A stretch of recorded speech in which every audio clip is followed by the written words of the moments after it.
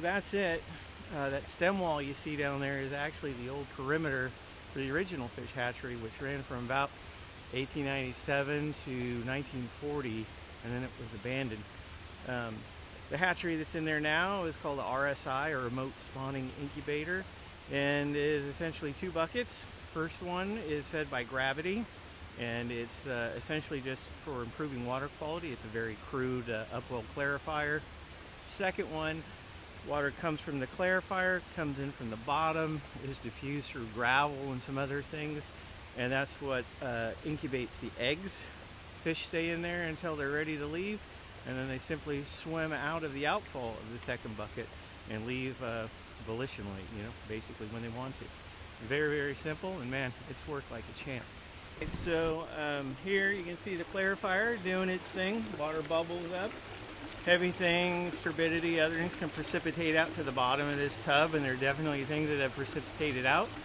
And then it goes from there into the hatch box. This screen you see right here, this is where the eggs were sitting formerly, but they've all hatched now. And after they hatch, the eggs are actually bigger than the freshly hatched fry. They actually fall through the grate, and now they're living below it. There's some plastic media down there that they can kind of hang out in, and then there's some gravel they can either sit on or actually burrow into, just like if they were in the stream bed. So I'll pull that grate in a second and you'll get a look at what's going on down below.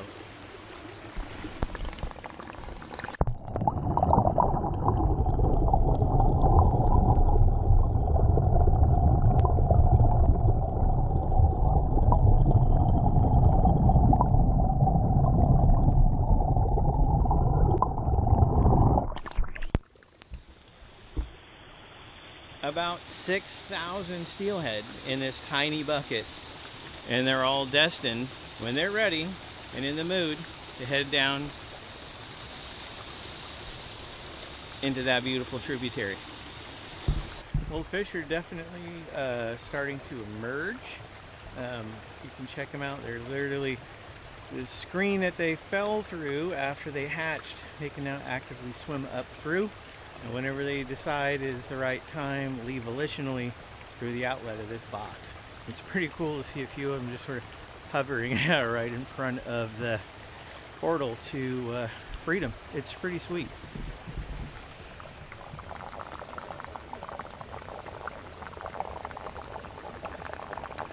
Some folks that know in Department of Fish and Wildlife wanted a little live car installed at the bottom to see if the fish are really leaving the system and not just floating out, washing downstream dead or whatever.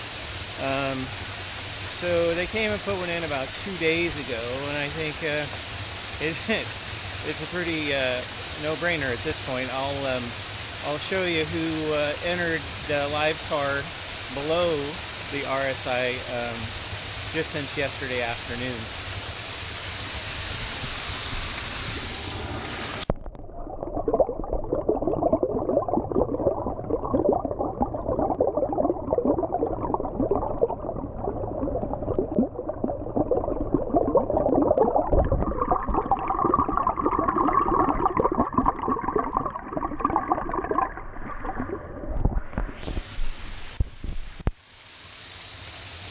This whole thing has been really about whether or not this will work, which is kind of a ridiculous question, honestly, because they've been doing this in Oregon and Washington successfully for way over a decade.